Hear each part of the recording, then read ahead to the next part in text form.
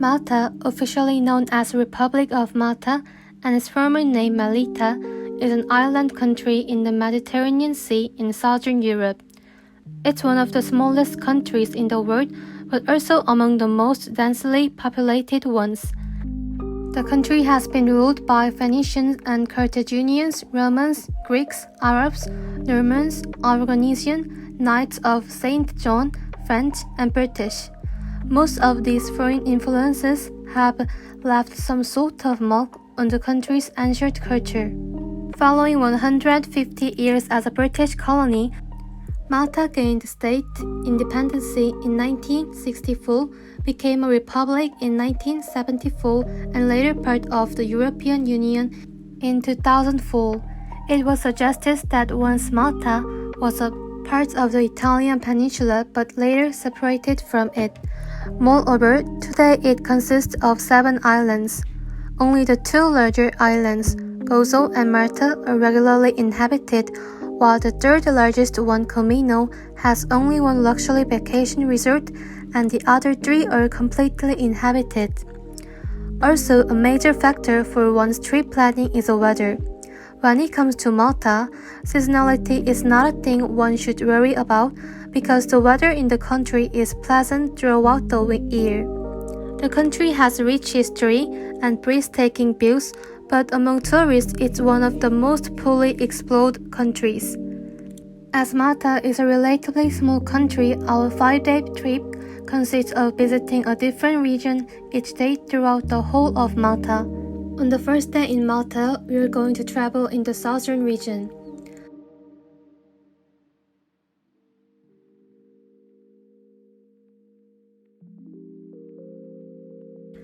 Malta International Airport is the only civil airport in Malta, serving the entire Maltese Islands.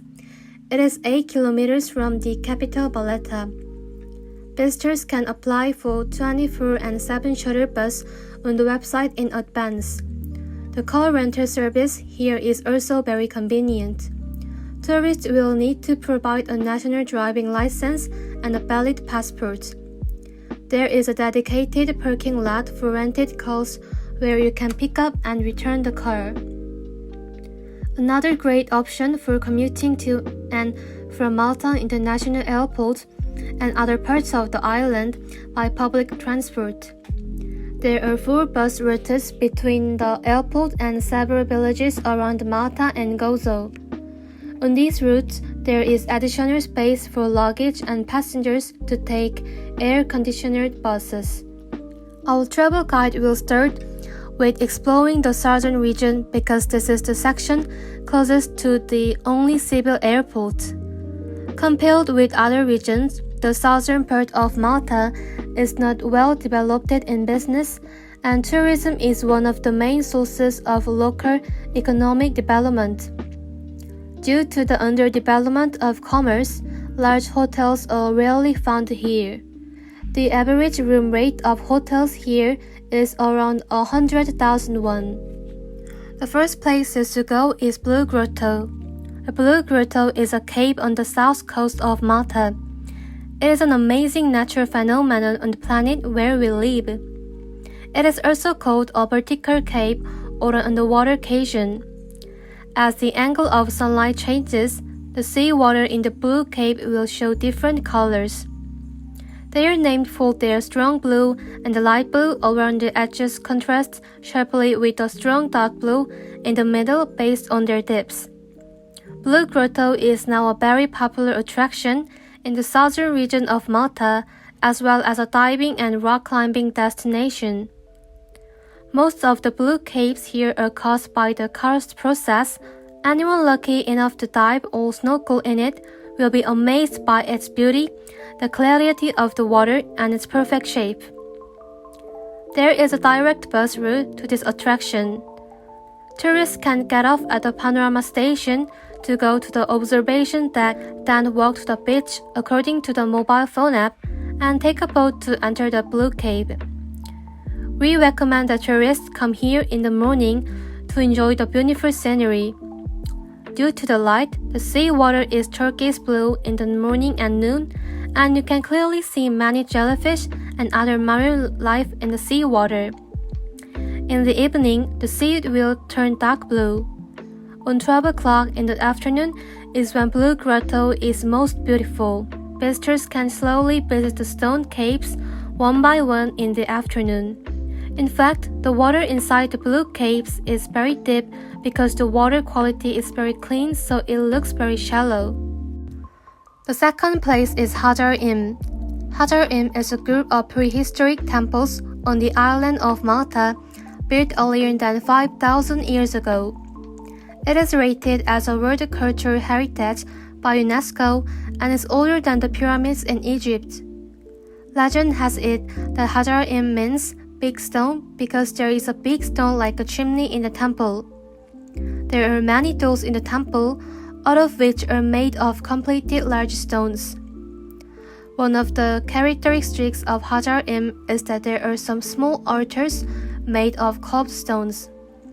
One of the small altars is carved with a tree of life and a shallow bowl is placed on the tree. This small altar has been preserved in the National Museum of Malta. The attraction is suitable for tourists interested in history and archaeology. The third place is Dingley Cliff. Take a bus from Hajar Im Temple to the cliff. Here is the highest point in the Republic of Malta.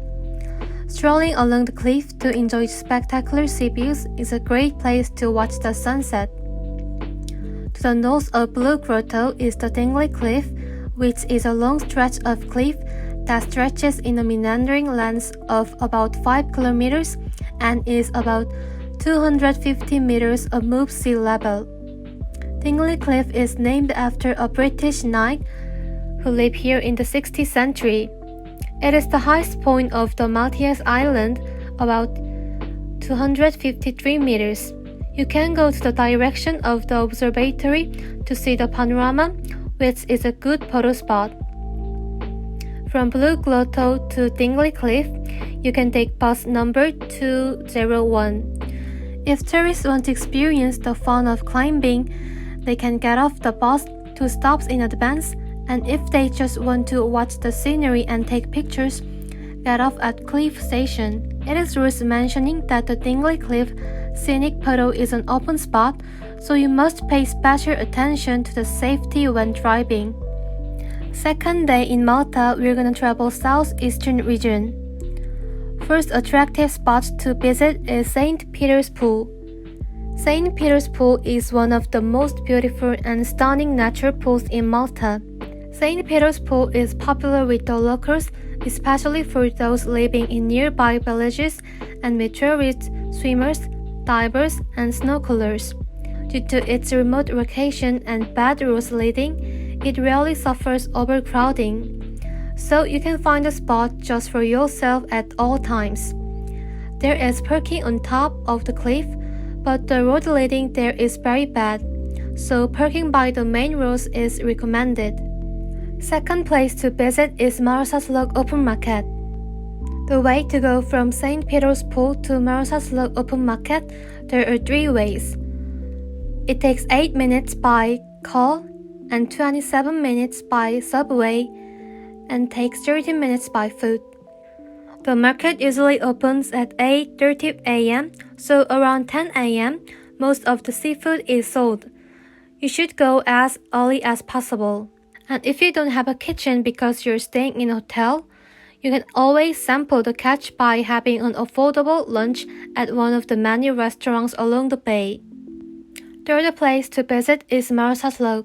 Marsaslok is the oldest port in all of Malta, a beautiful little village that is mostly made up of old ports. The most unique thing about Marsaslok is its bay filled with colorful boats. These are traditional fishing boats called lutes, which dates back to Venetian times. We recommended to dine at one of many seafood restaurants that line the harbor, because Marsaslok is beautiful, particularly at sunset.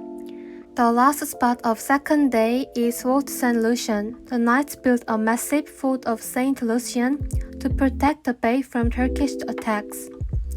During the invasion of Malta by the French in 1798, Fort St. Lucian was one of the few forts to offer resistance to the force of Napoleon. So it was used as a munition depot during the World War II. It now houses the Marine Research Center. The tower was named after a church in France in which Wignacourt had been baptized. Tours inside the tower are offered on Saturdays at 10 a.m. for small groups and 11 a.m. for larger bookings. Third day of Malta trip starts in Central Region. We're going to visit Fort St. Elmo and National War Museum first. Fort St. Elmo is located at the very tip of Valletta. The fort was built by the knights in 1552 in just 4 months to guard the harbors on either side of the Scarbarous Peninsula and bore the brunt of Turkish arms during 1565's Great Siege. It played an enormous role, a key defensive structure that helped the knights achieve victory. Although heavily damaged during that invasion, the fort was rebuilt and reopened in 2015 and now contains the National War Museum, which covers Malta's wartime history, including the Great Siege and the country's ordeal. And just as you go in the entrance of the fort, there is the ticket office where you can buy tickets. Inside the fort, you will also find Malta's National War Museum, which gives you insight into thousands of years of warring history around the Maltese Islands. The museum covers a period from the Bronze Age all the way up until the Second World War II, which left some deep scars across the Maltese Island that are still visible today. Next place is Cafe Cordina. Malta's iconic Cafe Cordina is a well-known family business with a long history. In 1837, the Cordinas opened a small coffee shop in Coscopia, which was a confectionery first. And in 1994, the cafe was relocated to Valletta by the late Caesar Cordina, forefather of the present family.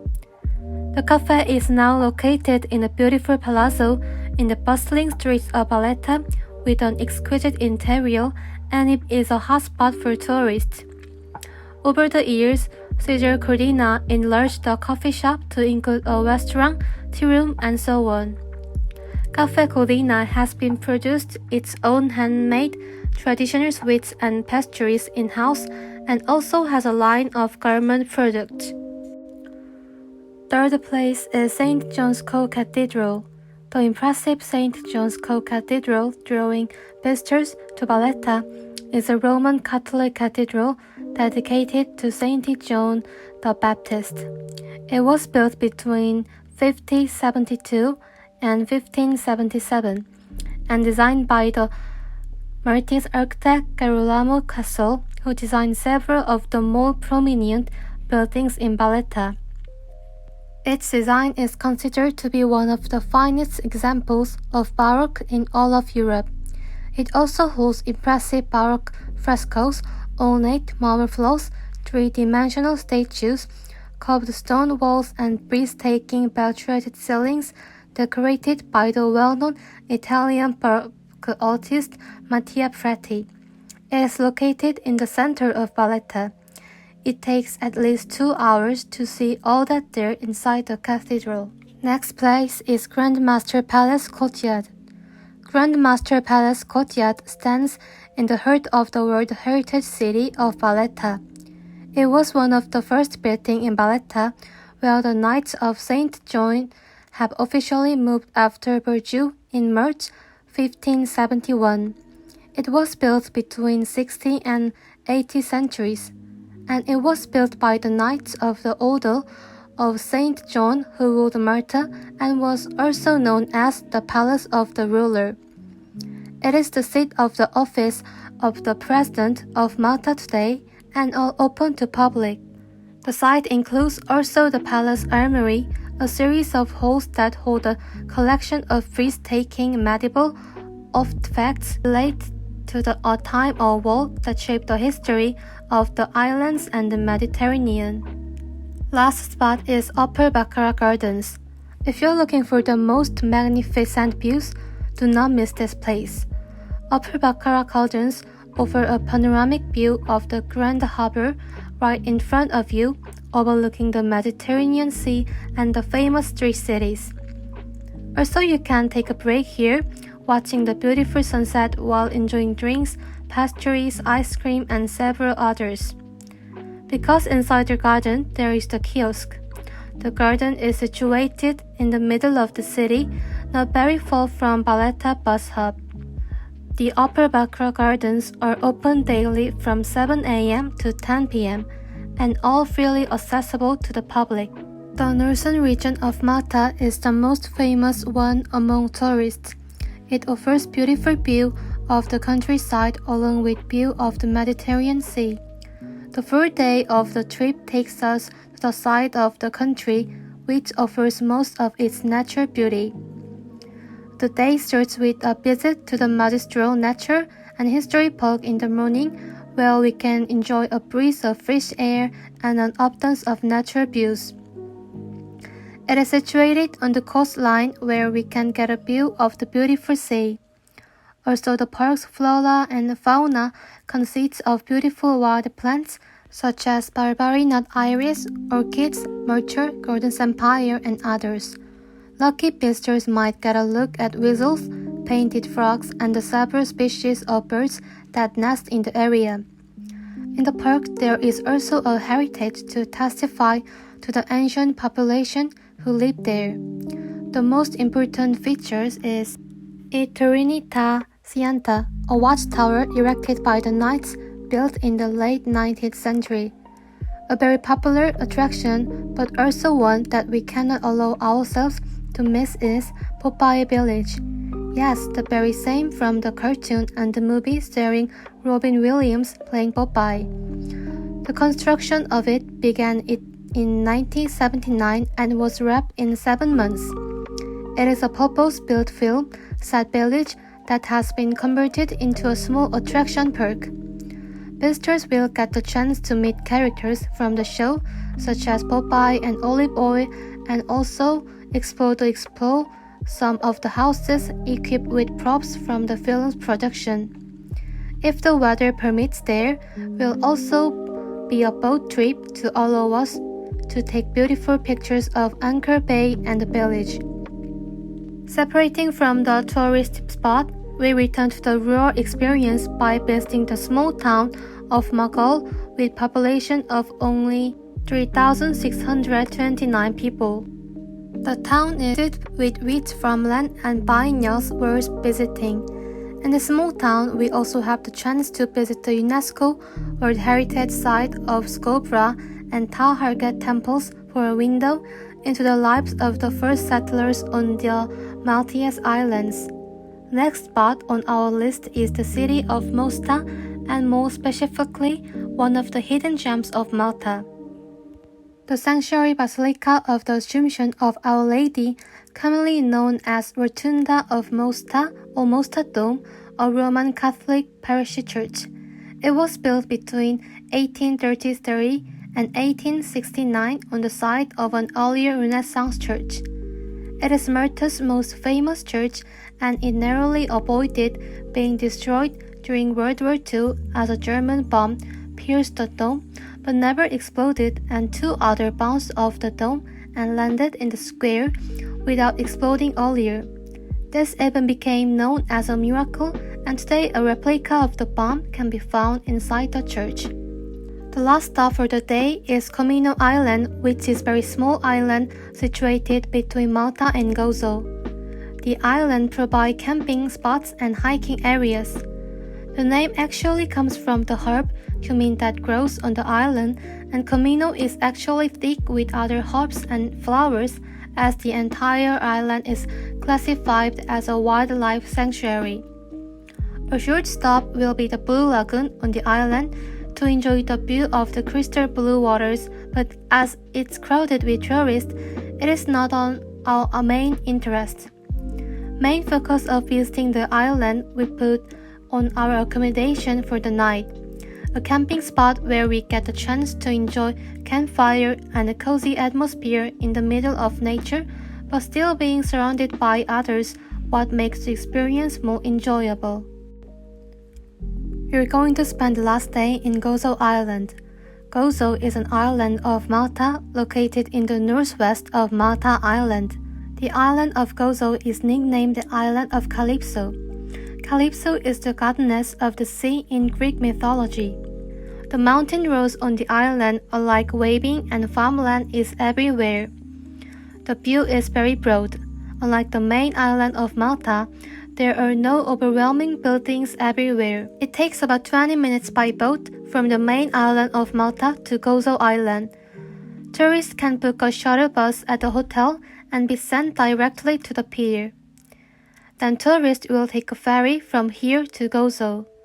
Victoria is also Rabat, as the locals in Malta call it. It is a city of Malta, located in the middle of Gozo Island and the capital of Gozo district. Covering an area of 2.9 square kilometers, the area has been inhabited by humans since the Bronze Age. Victoria is also a very large transportation hub and transfer station on the island. The most worldwide attraction here is the Victoria Citadel. It takes us less than 10 minutes to walk to the Cittadella Castle from the Victoria bus terminal. The castle is usually free to visit. If tourists are lucky, they can also encounter free painting exhibitions and performances. Here you can overlook the entire Gozo. The scenery is very magnificent. The Arger Window is a must-visit place in Gozo. It is one of Malta's most famous landscapes, and it is also a wonderful work of nature. It is a border like a window formed by violent wave scouring limestone for thousands of years. This large natural earth, formed by the collapse of two limestones thousands of years ago, stands above the Mediterranean Sea.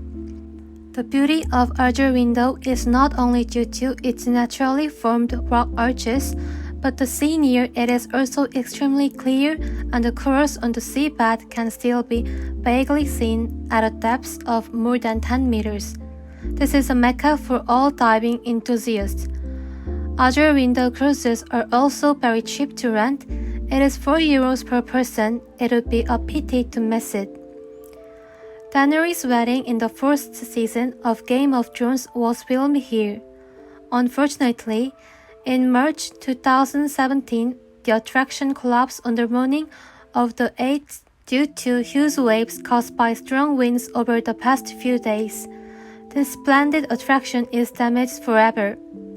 Maltese have realized that this natural resource is very fragile.